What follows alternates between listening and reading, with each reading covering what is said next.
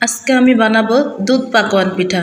ফুলকো ফুলকো নরম তুলতুলে অসাধারণ স্বাদের এই পিঠা খুব অল্প সময়ে অল্প উপকরণে এই রেসিপিটা আমি তৈরি করেছি, তবে খেলে মুখে স্বাদ লেগে থাকার মতো।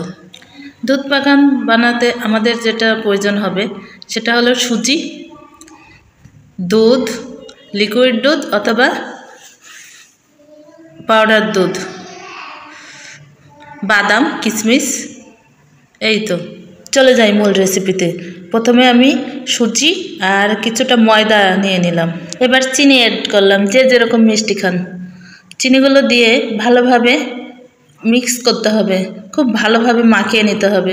এবার বাদামগুলো দিয়ে দিলাম, তারপর আবারও ভালো করে মিক্স করতেছে।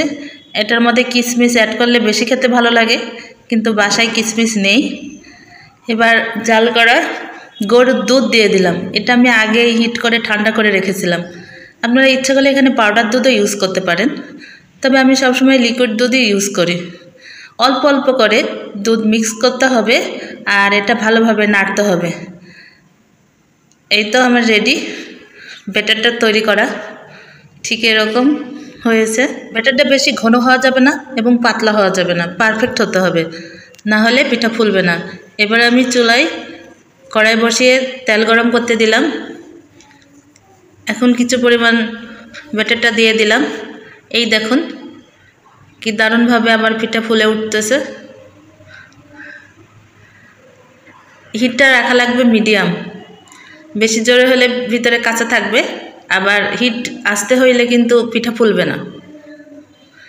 আমি উল্টিয়ে দিলাম এপাশ থেকে ওপাশ। দেখুন পিঠাটা আমার পুরাটাই ফুলে গেছে।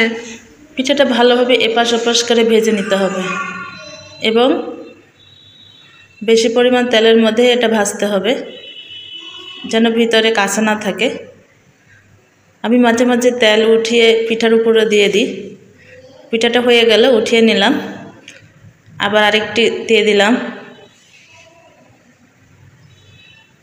সব পিঠাই আমার ফুলবে মনে হচ্ছে।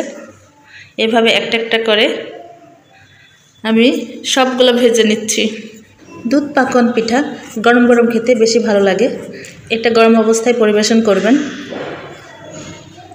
কারণ এই পিঠাতে একটা স্মেল আছে যেটা ঠান্ডা হলে তেমন ভালো লাগে না। এটা আমি খুব দ্রুত সবগুলোই ভেজে নিচ্ছি। একটা একটা করে ব্যাটার দিচ্ছি আর ফুলে উঠছে, দেখতেও ভীষণই ভালো লাগছে। যাই হোক, আমার পিঠা মোটামুটি রেডি। আপনারা সবাই ভালো থাকবেন আর পাশে থাকবেন।